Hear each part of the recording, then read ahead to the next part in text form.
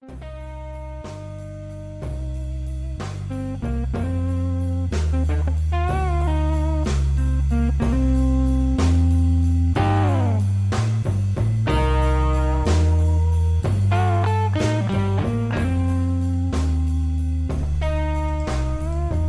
guys, welcome to episode 18 of the Construction Leading Edge podcast. My name is Todd Dawalt, and my goal here is to provide the tools and resources to grow your leadership skills, grow your business, and grow your income. If you're involved with the construction industry and have any interest in keeping up with the cutting edge technology that's currently available, or you'd like to get a sneak peek into what's coming online soon, you are in for a treat today. You're about to listen to my interview with Rob McKinney, who is better known as the Construction App Guru, or conappguru for short, on Twitter. He's a real-life construction guy who works for a general contractor in Atlanta, and he spends a significant amount of time researching and testing out software and mobile apps specifically for the construction industry in real life. He also serves as a consultant to software developers, and he's recently given several keynote talks on construction technology. Now let's jump into the interview. I think you're really going to like this.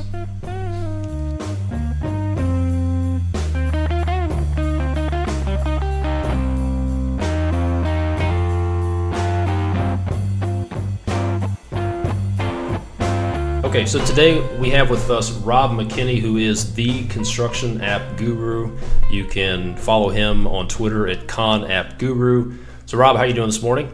Doing great, Todd. Thanks for having me today. Absolutely. So let's just jump into it. How long have you been testing construction apps? Better part of 2 years, officially. I've been working in construction close to 12 years, different parts of the realm, safety, quality, training, continuous improvement. It was a project, one of our larger projects a few years back, where we really started to wonder how to leverage mobile devices and technology. And a few of our trade partners actually had iPads before we did. And I started looking and figuring out what were they doing and how could it help us. And it literally started with me sitting at my couch one night at home and just opening the app store and typing in keywords such as safety, construction, and quality, and just seeing how many thousands of hits were popping up and just having to sift through them one by one is really how it kind of started. So what was your experience? Were you happy with what you found, or did you see some deficiencies with the apps that were out there? You know, I'll tell you, the first one, it was kind of the blind leading the blind, so to speak. We weren't quite sure what we were doing. Case in point, the first task we really were trying to do was get the plans out of the trailer into a mobile device. And I was working with a couple of free viewers at the time that kind of did it, but not real well. And the project I was mentioning, the PM one day, I came to the trailer and he said, "Hey, have you heard of this new app called PlanGrid?" And I had never seen it. And all right, well, let's check it out. And after about a week, we kind of figured out that that was the path to go down. And we implemented PlanGrid about 2 years ago. And it was pretty new on the market at the time. And we reached out to the company. We got a little bit of training. We kind of figured out how to set it up. And it kind of just grew from there. It's still our core app for plan distribution, actually for punch list, and also just document distribution. It really does a lot of different things for us. And going back and forth from there, we started looking into what I call kind of the 5 cores. Is we use mobile devices for 5 things. It's to manage our plans, take progress photos, our safety reports, our daily reports, and our time entry. And so each of those workflows, I have an app we like in particular and works the best for us. And there's a lot of trial and error. You know, I've tried a lot of apps, and I don't really like to say too many of them don't work real well. It's just what works good for us. You know, our company is small. We do around $60 million a year, 15 superintendents. So that's a very different dynamic than one of the mega powers doing 500 million, building stadiums and things of that nature. So the small independent apps really work well for us versus kind of that enterprise system. Gotcha. So PlanGrid, that's a web-based plan management system that's mobile friendly? Absolutely. You go online, they have a website where you upload the plans and the supplemental documents. They have an app for iOS. They have an app for Android where on those devices you can log in and now see the plans. You can see the punch list. You can see the supplemental documents like RFI or ASI, things of that nature. And it really changed the whole complexity of what we were trying to do, to go purely paper-based, to say, let's move into the digital world and get things out into our team members' hands, literally on a tablet. So that was a real big kickoff. The kind of the next one was trying to renovate how we did safety. We were using still paper-based forms for inspections, toolbox talks, accidents, things of that nature. And we found an app that we still use today. It's iAuditor, and it lets you take your old forms, put them in their system, and distribute them to your team, where everybody can have these forms now readily available on their iPad. They complete the document, it converts it to a PDF, and then it sends it right back to us. And at the office, I just have to get the emails and drag and drop a PDF out of their email onto the server. I've got my documentation. Next one was progress photos. And most companies, even today, still seem to have this problem that people are taking tons of photos with digital cameras or now smartphones. And it really gets kind of interesting about where will these pictures go, these actual photo files? How do you get them from the field to the server? And that was a huge issue for us. So we looked at several solutions, and we ended up going with one called Photo and Mobile. And the magic behind those guys, we have all of our devices hooked up to their app. We use a cloud solution, Box currently, that moves the picture file from a device to that cloud space directly to our server. So we own the photo file, and that was something very important to us. Huge game changer, where now every day team members take photos, they sync them in real time, they come to us. That app lets us tag and code and associate certain keywords where they're easier to find on our server. Huge game changer, where let's say, I hope I don't need it, but in 2 years, if there's a warranty issue or a safety issue, there's something that I need to know about, I can go into the server and type in keywords and find it, or I can go to their website, or I can go to my cloud repository. There's multiple ways to find them. Just change things radically. Then we kind of moved and talked about daily reports, how to get those, again, off of paper, move that forward into a different space. So Rakin has been an app that we've used for about a year, we really like. And then our last one was a very big shift just across the board. We moved our finance and our construction management into a portal, into Viewpoint. So Viewpoint does a lot for us. And we currently have an app on iOS that lets us the superintendents do their time entry. So we've really taken those 5 workflows, tried to take them off the old paper-based and put them in a digital space on a mobile device where the team members in the field, the superintendents, can do what they need to do, send the information, which is now data, back to the office for the project managers to interact with it and manage things better, where you have things that you can move back and forth, you can open it, see it. It's a whole different game from rolled up plans and notebooks full of forms that no one will look at or can't find. It's definitely changed the way the business flows.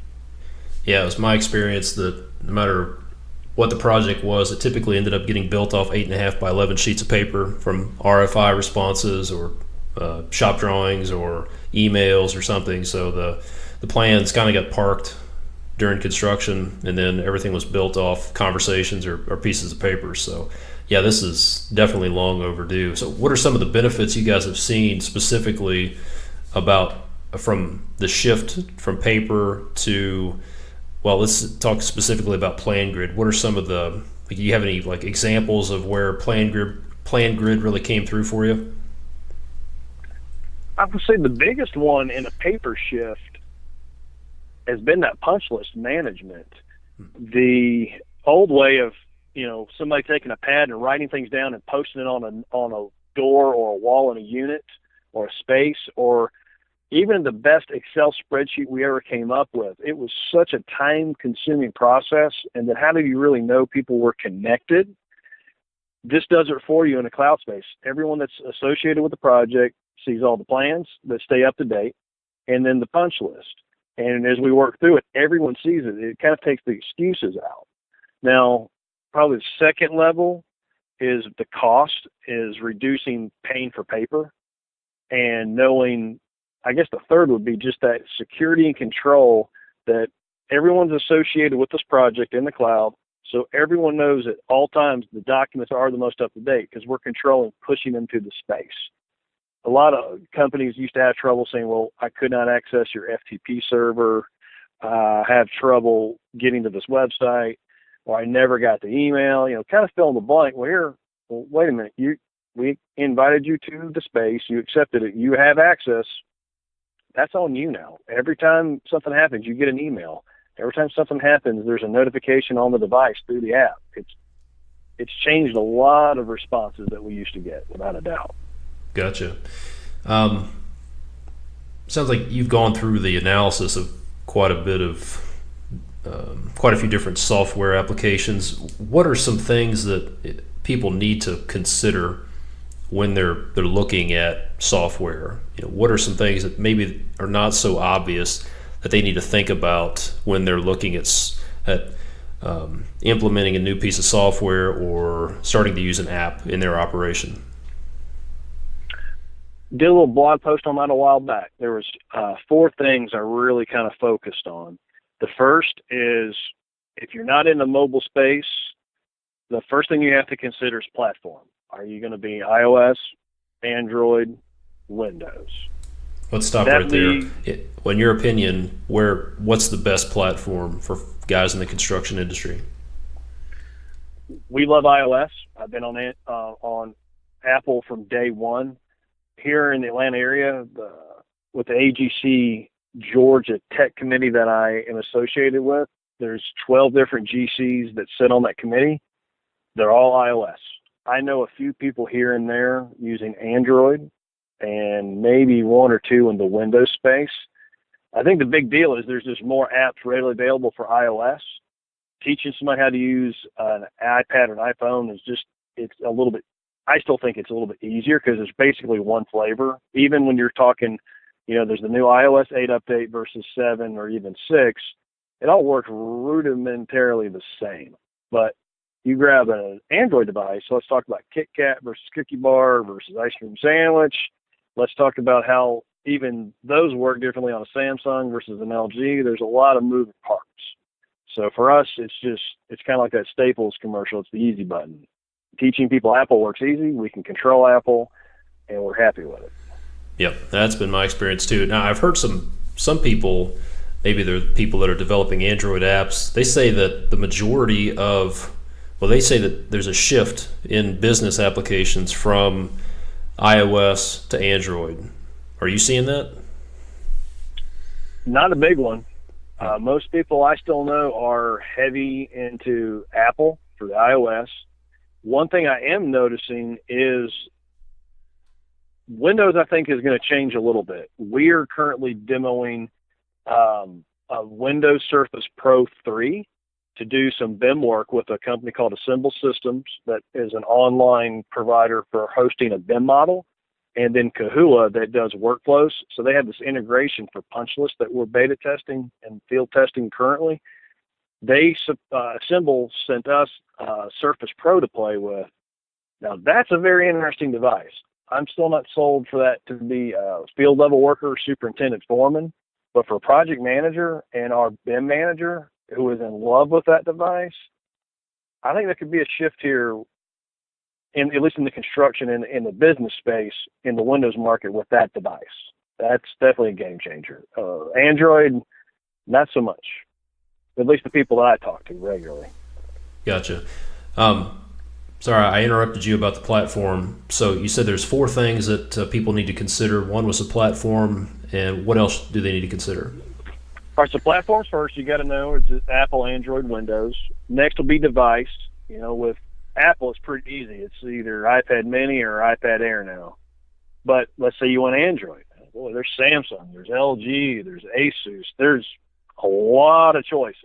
But still, I always recommend to companies, pick a standard and run with it, because it's easy to teach everybody. It's easy to triage. It's easy to repair. You want to have one tablet you're dealing with, not 5. So next one will be connectivity, cellular versus Wi-Fi. We tried originally going Wi-Fi only, thinking we could use free Wi-Fi in buildings or restaurants, trying to tether the phone.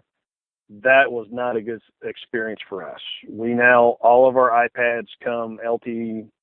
We just made a shift from Verizon to Sprint, but everyone has, every tablet, it has a cell connection to it to make sure that the data streams are not interrupted. Wherever they're at, they can get to it. And it's, the AGC committee members I was speaking earlier, same boat. We're all basically using the same standard iOS tablets, generally about 64 gig or 32 maybe, and then cell service seems to just be a must. Anytime you're trying to tether, I don't know, maybe Atlanta's a little bit different, but tethering does not seem to go well with what we are trying to accomplish. Gotcha. So what were those 4 keys that needed to be considered again? Could you just recap those? Platform, device, connectivity, and I guess the last one, the easiest way to do it, to sum it up, is cost. So, and the way I look at apps, you have three types of apps. You got a free app. Free means you didn't pay for it, but you have to understand it's going to have certain limitations. Then you have free. You have free, you have paid. So paid means you paid for it one time. Let's say Goodreader, it's $4.99, and you can open up any document in it, or Keynote. Then there's freemium. And most of the apps that we use go down that road of freemium. So that means it's a free app, but you have to pay for monthly service. So PlanGrid, for example, has a monthly rate per user. PhotoIn, monthly rate per user. Raken, same thing. Viewpoint is an enterprise deal for us, so it works a little differently, but still, it was a free app. We're paying them X amount of dollars to have access to use it. So that's kind of the last thing people got to figure out is, you got the device, you got the hardware, you're ready to go, you know your platform. Well, how much do you want to pay? Because there are a lot of great free apps that'll do a lot of great things, but you're going to hit a glass ceiling at some point about metrics and performance. That's when you got to get into the paid scenario, and then you got to decide, are you paying one time, or a lot more platforms are going just that pay model of per person, per user. You know, it's usually monthly, or they'll give you an annual deal to save a little bit of money.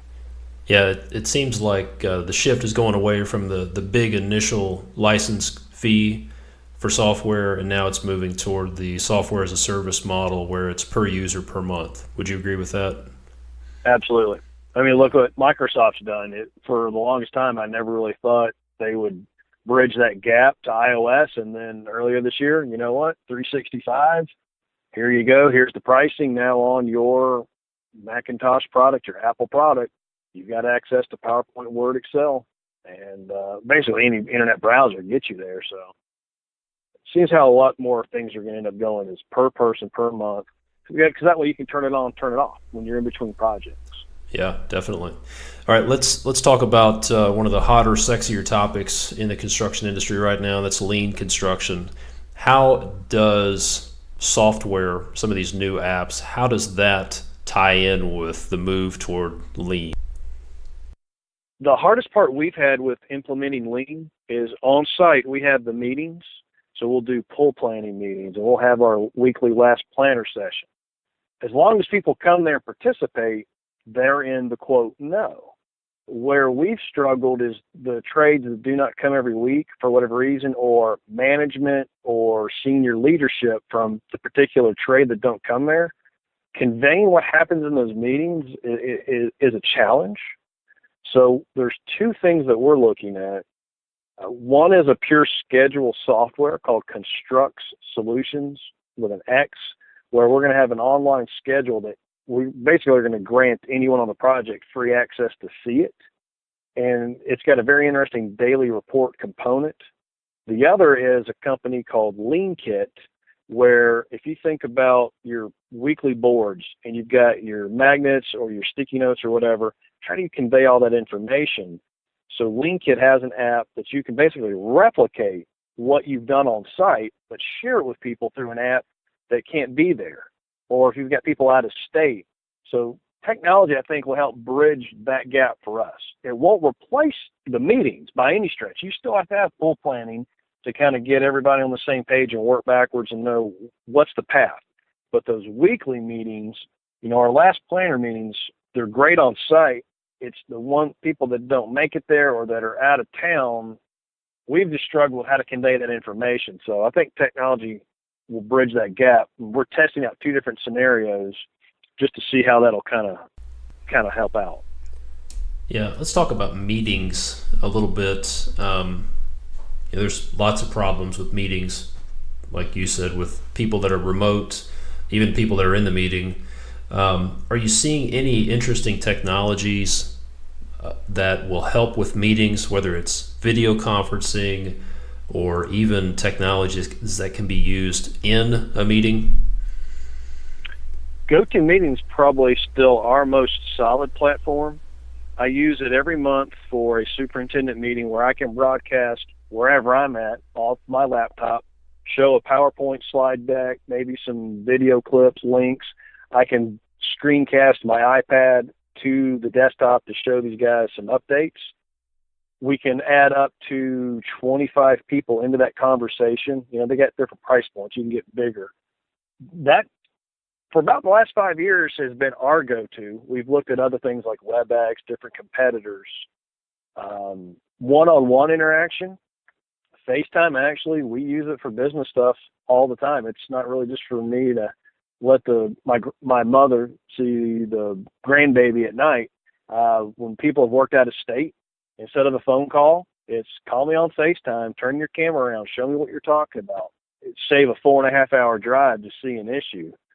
So those have been our 2 cores: is GoToMeeting to connect people for meetings out of state, doing lots of different things, even around town for meetings and going back and forth. One-on-one interaction, we have used FaceTime pretty successfully. The Friends one that we're kind of looking at now, we actually had a client a few weeks back request to do a Google Hangout. And so guys in the office were not quite sure what they were talking about, and I just had to go in and set them up.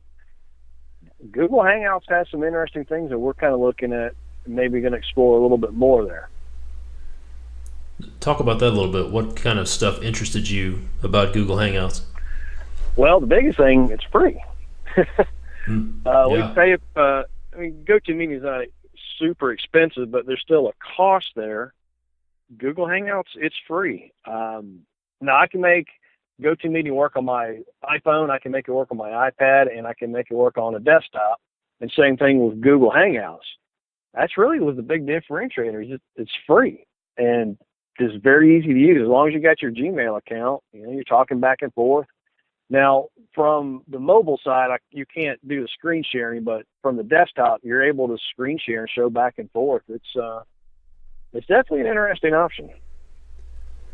Yeah, speaking of screen sharing, that's something that I've seen some that work well, some that don't work well. I've also found that's very powerful if you've got an architect, engineer client that's remote and you want to look at a spreadsheet or look at a schedule or look at a PDF with them and go through that on your screen. What's a good one that's out there? Like I've used Join.me, not successfully. Do you guys use GoToMeeting for that or WebEx? What do you use for screen sharing? Well, for screen sharing you're talking about trying to get, let's say, an iPad to that desktop to broadcast that? Well, I'm talking about more one-on-one. If you've got somebody on the phone and you're trying to explain something to them or go over a spreadsheet, what's a good one-on-one screen sharing tool where you can just say, hey, I'm going to send you a link to whatever and I'll share my screen? I still GoToMeeting for one-on-ones is our workhorse. That Google Hangouts will let you do it, though. So for free, to be able to set it up quick and not have to pay anything. There's a few more elaborate features with GoToMeeting for recording and doing some annotation on screen that I haven't quite figured out with Google Hangouts. I'm not really sure they're even allow you to record those. But for a quick open pipeline, Google Hangouts works. GoTo for us has been great one-on-one and multiples. The other thing with GoToMeeting is being able to silence people. we're trying to meet with 12 people. I always turn all their mics off and then turn them on at the end. And I've tried that with a few webinars where I've tried to leave the mic open to 50 people and name as your buzzer kind of thing to get some interactivity, and it's kind of jumping the shark every now and then. So I like to be able to just silence everybody and say, look, at these intervals in between slides, we'll do some Q&A then, but, when I'm trying to explain a slide, you don't want to hear somebody having a side conversation in the background or a radio blaring or things of that nature. Yeah. Or the guy who's working from home and he's got a parakeet or a dog in his office. That's my favorite. Yep. Let's kind of shift gears and go broader than applications. There's a lot of pretty interesting technology in the construction industry that's coming online right now, like drones and laser scanning and BIM and some other things like that. Talk a little bit about what are some of the most interesting technological advances you're seeing in the construction industry right now? Drones is a big one. I have a little personal one that I've been playing with for about a year.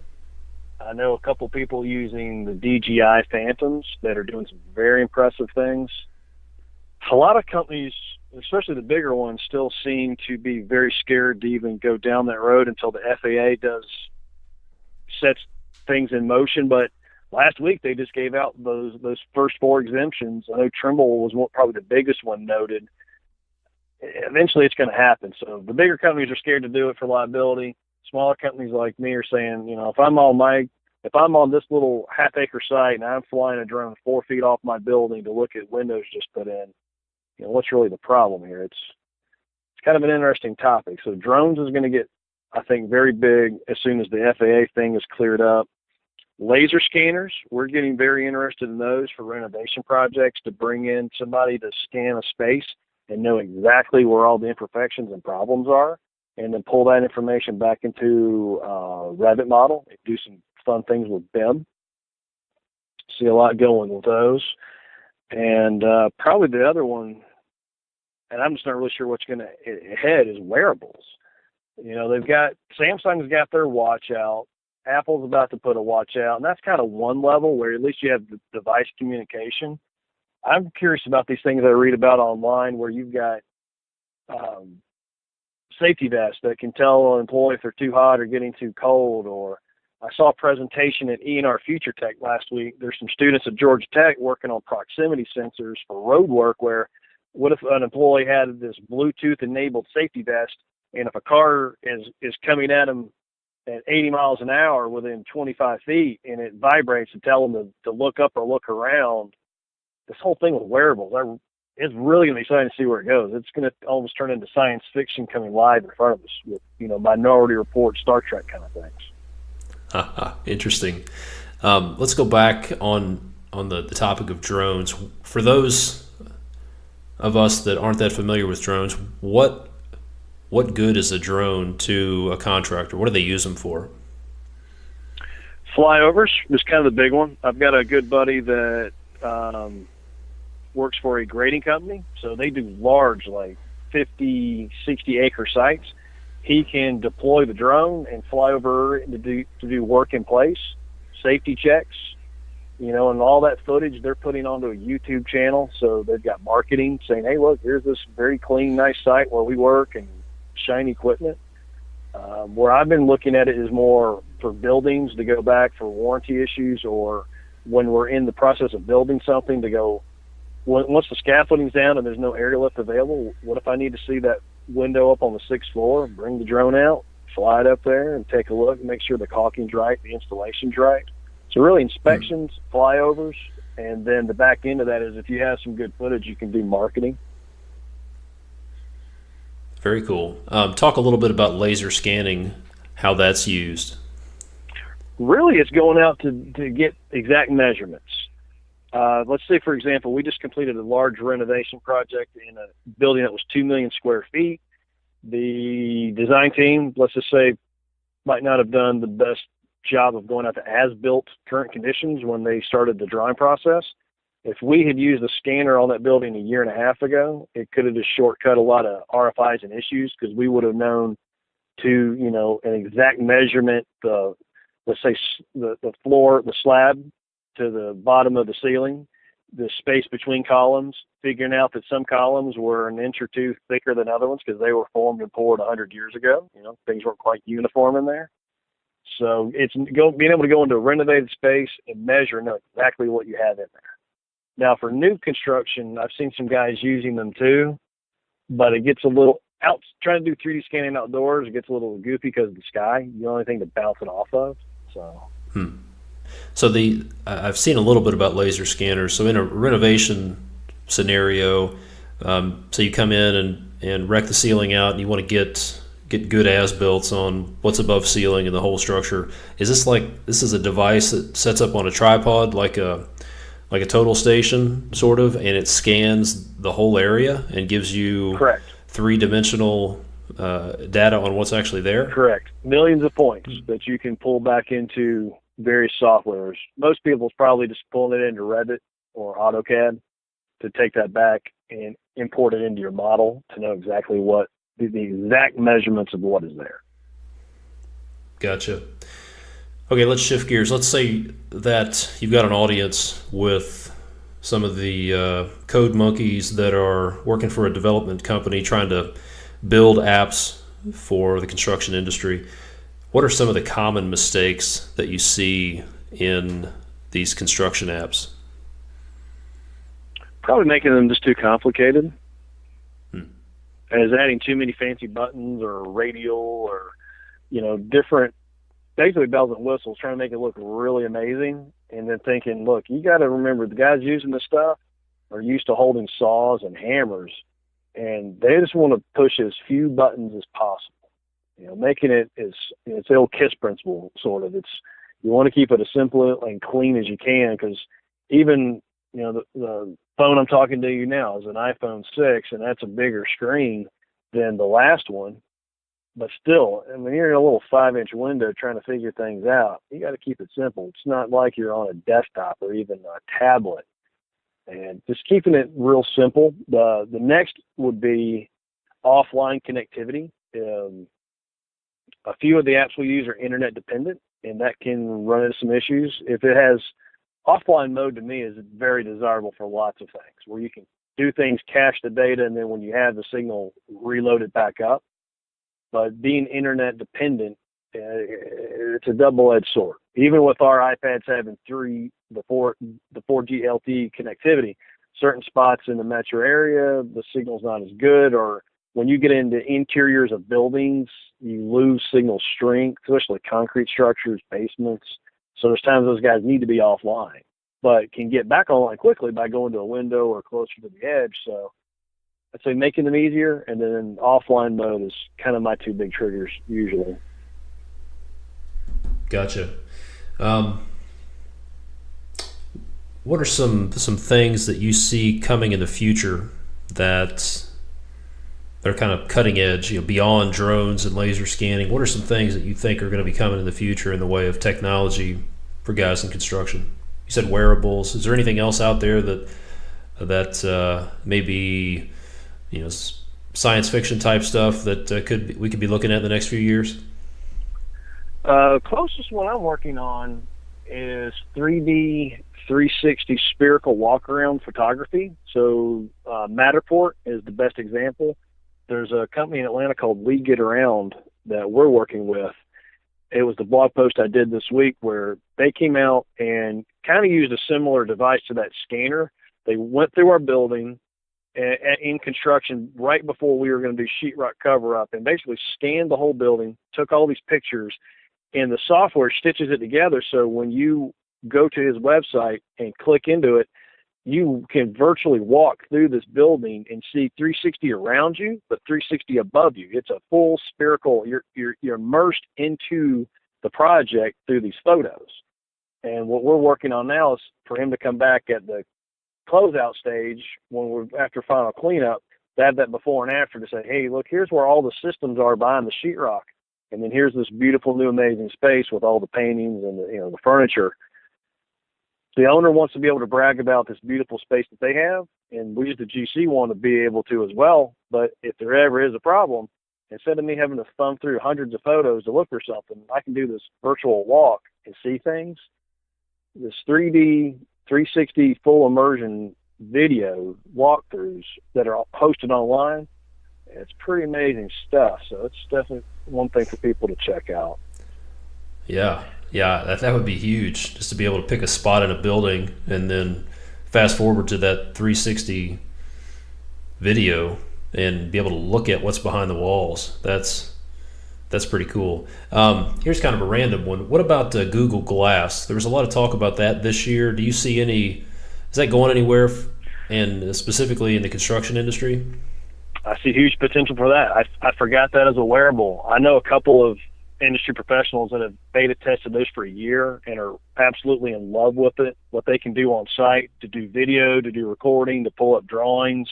They've got the glass tethered to their Android phone. There's a lot of stuff they can do. The most radical one that I've heard about right now is there's a punch app out of Canada called Bridget. Bridget is working with Google Glass, and I always pronounce it wrong. I think the company's called the Theo. So there's this Canadian-based company that's made an armband that goes around your forearm, and it links up to your Google Glass and to this app. And they have a prototype where you could walk a building and punch it. So you're wearing the Google Glass, you see it, you basically say Google Glass, take a picture, and it's integrated with the Bridget Punch app. But then your hand, as you're sitting there making finger gestures, you can type and direct and do things. So you got Google Glass, this Mayo armband, and then the app. So you're getting wearables connecting to each other to do workflows in real time. Yeah, it's pretty crazy. Wow. That's pretty amazing. Here's a little different question for you. If you can answer it, what is an application or a piece of software that needs to be built for the construction industry that you see there's a demand for? I had a conversation with one of our older superintendents a while back, and I thought he was joking at first, but then we had about an hour talk. He was saying, why can't somebody make an app where when we've dug a footer out and he has put the rebar in it, why can't he not take a picture and somehow measure and quantify and tell him exactly how much concrete needs to go in that footer?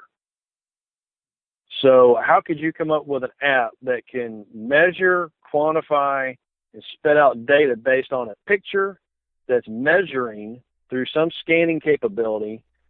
And then maybe the whole Project Tango thing from Google, maybe that's going to be able to connect those dots. That I'm real curious to see where that ends up going. So that would work for concrete, obviously. Are there any other applications like that where something like that would help?